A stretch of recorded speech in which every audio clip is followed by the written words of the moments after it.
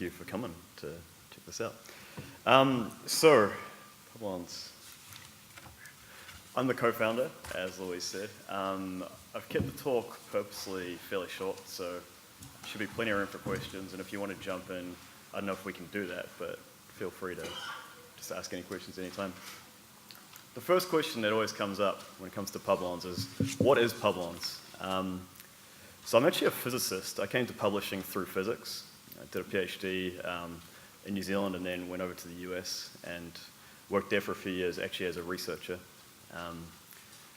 What I did there was I looked at the electronic structure of various novel materials. So I spent an ungodly amount of time looking at these things, 4F orbitals. So in physics, we worry a lot about fundamental particles like photons, electrons, gluons, you name it. The Publon is the fundamental unit of publishable material. So it's like a nerd joke in physics. Anyway, so what Publons is really about is about peer review. Our mission is to speed up science by harnessing the power of peer review. Why peer review? We really think that peer review is one of the fundamental pillars of academic publishing. And traditionally, it's been relatively undervalued, I think. Reviewers don't get really credit for their work. Journals hide it. Once a review's done, it's discarded. It's valuable context provided by experts that we throw away. So it's actually really good to see, so for example, Peerage of Science is here, and things like PubPeer, and even ResearchGate has an open peer review initiative. So it's really good to see that peer review is starting to take off in the industry. We're very much for that. But yeah, so as I said, peer review is a crucial pillar of academic publishing. About at least 5 million peer reviews are done every year, and we really have no way of knowing what's going on, or indeed giving researchers credit for that at the same time as giving journals credit for actually being an incredibly important part of this process than editors. So the other thing is it's really a leading indicator of what's going on in research. It's what the experts in the field think of the research that's coming out. And if any of you ever use any comment sites on the internet, Reddit, even Facebook, often before you click on an article, you'll read the comments. It provides valuable context and information. We really see peer review as the start of all of that. So what is Publons? Basically what we do is we collect peer review of any sort from anywhere. So we can crawl the web, we partner with publishers, and our users actually add a lot of peer review to our site. With that review, we do 3 things, really. We turn it into a measurable research output for researchers, so you can actually start to get credit for doing peer review. We leverage the review data that we have to help editors to do an even better job of their peer review. And then, really, our hypothesis and our belief is that peer review is the thing that will drive engagement around the article. So future discussion and citations and all of these things.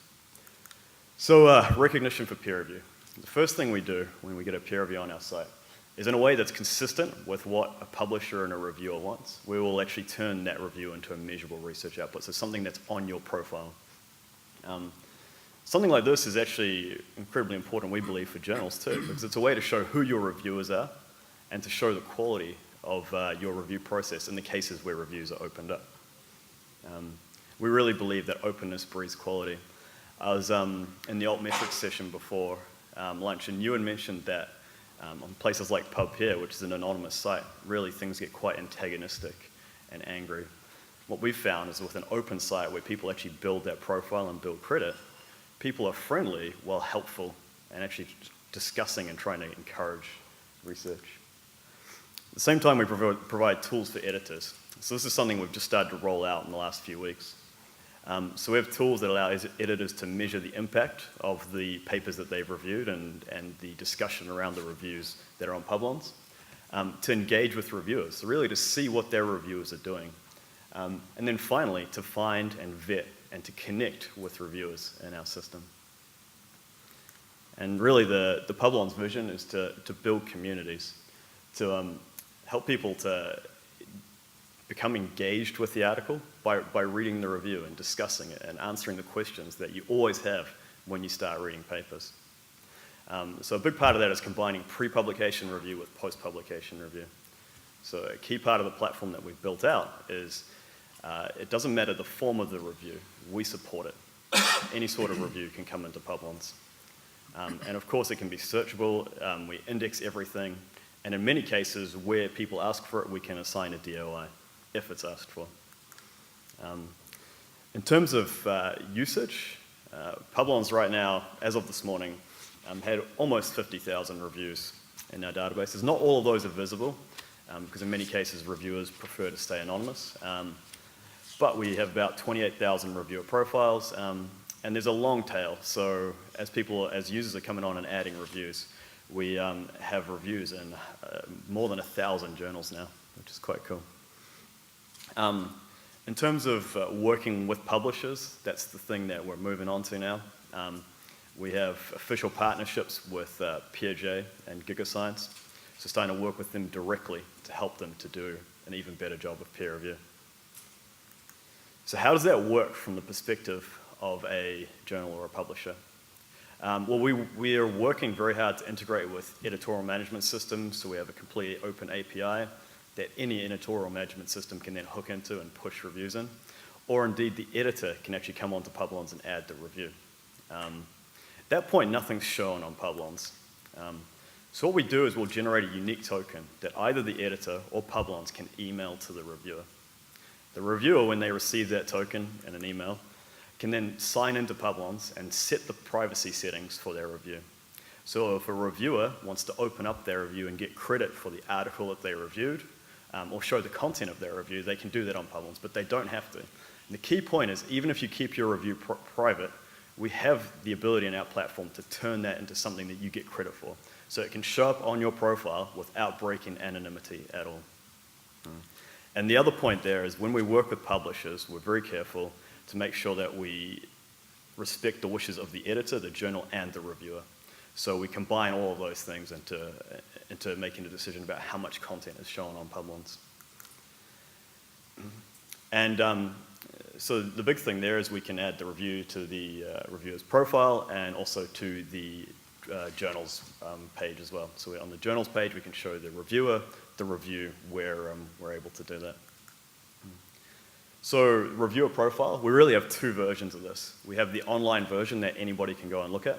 So here's one of our super user profiles. The top's actually cropped off there, but this is one of our early users who's added a lot of reviews. So you'll find that reviewers do often 50 reviews a year across a range of different journals, and that's what we're starting to see. But we have a public profile where people can get credit. You can see here we've got a list of reviews. On the other side, we have a private profile that you can download, and that contains the private information that you don't necessarily want to show. So the one I've shown here is mine, because I can show that. Of course, we have private profiles for everybody on Publons that they can download. But the key point there is you can download this and attach it to your resume, use it in funding and hiring applications and this sort of thing, really to show that you as a reviewer are an expert in the field that you're reviewing in. If a prestigious journal asks you to do a review, it's pretty clear that they've decided that you're an expert in that field. So it's really one of those leading indicators of expertise and research impact. On the journal side of things, I've got here a screenshot of GigaScience, one of our partners.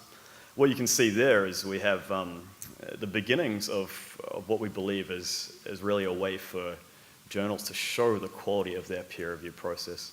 So we have a list of the top reviewers. So GigaScience has a lot more than 5 reviewers, but right now we show the top 5 reviewers in terms of their contributions to review across the platform, so not just for GigaScience. And then we also, where reviews are published, we'll show them in a stream. Of course, this is all on Publons now, so you can go on there and check it out, publons.com. We really believe this is the way for editors to start to generate engagement with their reviewers and really build out a community there. Again, in the altmetric session, something came up, which is that in a lot of cases, there is a long tail of content that doesn't get much attention. Maybe 0.1% of the 2 million articles published every year will get a mention in the press. What about everything else? Every review that appears on Publons is eligible to appear in altmetric. So really, if your reviews are in Publons, you'll never have to worry about a 0 score in altmetric again. So it's really building out that long tail, we believe. The other point I'd like to make is that we always link back to the content. So on Publons, the article is not our focus.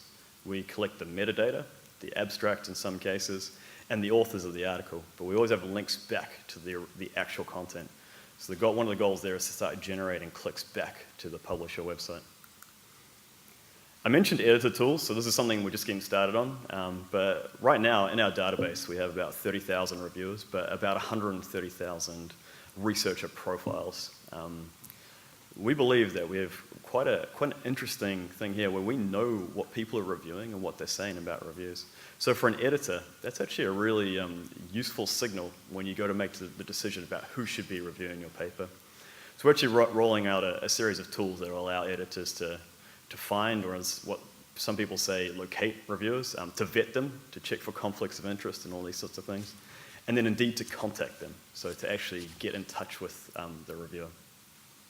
So what we've got here is something we're piloting, which is a search tool. You can, we have an API for this as well, but basically you can input the metadata around a manuscript that you're working on, and we'll fairly quickly return a list of results of expert reviewers. So yeah, how does something like Publons help you? I've got a screenshot here of a PeerJ article. We show the metadata, we link back to PeerJ, we have the open pre-publication reviews that PeerJ provides, but then we also start to see post-publication reviews, so people coming in and engaging with the content and adding post-publication review as well. So really we have 4 major goals, is to drive more submissions in terms of articles for publishers, to do better and faster reviews. So we really believe that by incentivizing reviewers, giving them credit in a way that's actually recognizable at a university or a funding level, a measurable research output, that reviewers are more receptive to doing reviews and then indeed to reviewing them faster. At the same time, we can boost article level metrics, as I said, across the long tail, and generate post-publication discussion. So we're quite new. We are building up a bit of data. I haven't had too much to analyze it. So here's some vague hinted information I can give you about Publons. I hope this is never peer-reviewed because it's wholly unscientific, and I just grabbed it at the last minute. But I just wanted to try and point out what reviews can do for you. So this is all normalized data. So roughly speaking, again, this is not ready for peer review, but roughly speaking, for every 100 reviews that you have on Publons, if they're closed reviews, so they're not shown anywhere on the journal's page, that journal will get about 2 clicks back to their website. This is actually over a 3-month period. If the reviews are open, so the author has said that they did a review for a journal, but it's still not able to show that the content of the review, you still get clicks back to the journal, but not through the article, obviously, so we get about 10. But then for reviews that are published and open, we actually get about 30 clicks over a 3-month period. And again, we're a small and growing platform, but we're starting to see a lot of this activity. In terms of views of reviewers and journals, we also see the same sort of correlation. So as we add reviews to the system, reviewers and journals actually start to get some credit. And then, as I said, all reviews on Publons are eligible to go into Altmetric. As I said, we have reviews from about 1,000 different journals. So if you're from a publisher, chances are we have some reviews of yours in our system. If you want to find out some more, you can either email me or visit publons.com/publishers, and we'll show you some stats.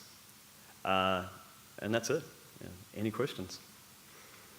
I was interested in what you were saying about authors being able to download their credits, information about what they've been doing through Publons. I was just wondering, are you seeing that showing up in places like Orchid profiles or ResearchGate profiles? Is it sort of being populating those other services as well? That's a really good question. So I actually forgot to mention, we do integrate with Orchid. So everybody's on Publons is able to add their Orchid profile, Orchid number. And when and if Orchid does start adding reviewer records, we can support that as well. In terms of what people are using it for, as we've talked to reviewers, the reason they really want this is not to add it to another profile. It's more to use it inside the university, so for funding and promotion decisions and this sort of thing. Sorry. I think the microphone's going back there. Yeah. Hi, I just had one question. As you say that it makes peer review faster. I just want to know, how does it make peer review faster? Is it because the reviewers have the incentive? Because as a small specialty journal, we constantly face this problem of the slow turnaround from reviewers. Sorry, I didn't catch the second half of that. So how does your system, Publons, that you say makes peer review faster, how does it do that? Yeah, no, so it's a really good question. I guess the key is right now, if you're a reviewer, what incentive do you have to do a review? Really, the main two that we hear are quite soft, is to keep up with the leading edge of research in your field and to build a relationship with an editor.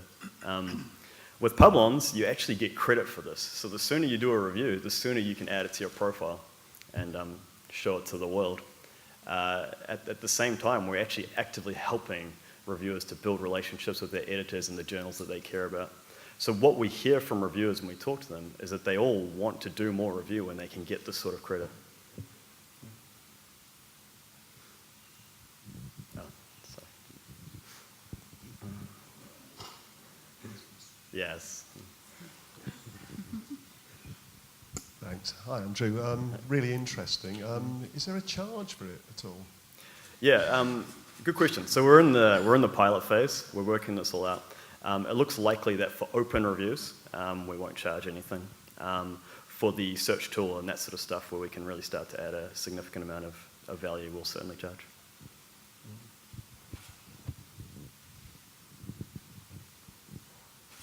Hey. Hi, very interesting project, but as an author, there's one thing I wonder. How many of the researchers who are doing reviews actually keep track of all the reviews they do in the past? Because I know I didn't. Yep. That's a really good question, actually. So that's one reason why I'm really keen to start working with publishers, because publishers do have these records inside of their systems. So that's the sales angle. On the other angle, what we've seen is a lot of authors actually do have these records, or reviewers have these records and are coming in and adding them. So I guess there's probably some people who do it, some people don't. Yeah.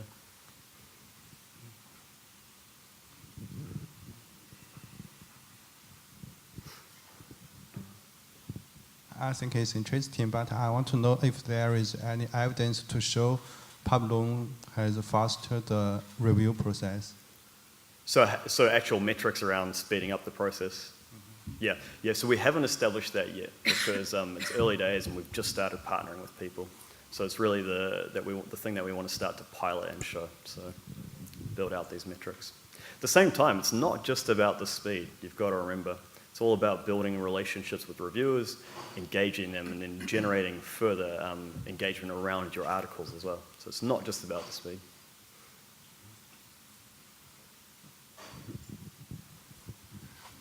Do you see any particular challenges of extending your work to the humanities and social sciences? Humanities especially. That's actually, a really good question. So one of the things I wanted to show up was the distribution of reviews around different fields. But that would have been even less scientific than the metrics I showed before. But I can say that the humanities are underrepresented on here, on Publons. And that's something that we want to change. And so we're thinking all the time about how to improve that and how to work with publishers in the humanities to give credit for peer review. I think it's a great system for giving credit to reviewers, but is there a way of, or are you thinking about ways to actually give credit for good reviews versus bad reviews, sort of ranking those reviews? Absolutely. So I guess the first step there is if you can read a review, you can make your own decision. Right now, there's no way to read any of this stuff. There's no way for anybody to actually decide if it's a good review or not. So that's the first thing. The second thing is we have an endorsement system. So if you can read the review, somebody comes on and likes it, they can endorse it. So you can actually start to build out a rating system there. And it's something we're actively working on to really improve our understanding of the quality of review and indeed the quality of the literature that has been reviewed. Hi, I'm Jan Seppänen from Peerage of Science. It's pretty much the same question that she asked that I just wanted to ask. And I think that scientific publishing in general should recognize that there are reviews that are entirely useless for editors or the authors, for anyone else, and there are reviews that are really insightful and actually build up better science or help us not to publish junk science. And this difference between excellent reviews and useless reviews is something that should be really emphasized. Yeah, no, I 100% agree. And I guess our position is that the first way to figuring that out is to add some transparency to the review process. I guess the other point there is that different journals use peer review for different reasons, right? If you're an extremely prestigious journal that rejects 70 or 80% of your submissions, you use peer review for a different reason to a mega journal that uses peer review as a way of basically just ensuring that the science is valid. So I think there are lots of different ways of doing review, and to a certain extent they're all valid, but we just aim to support them all. Thank you very much, Andrew. Cool. Thanks, guys.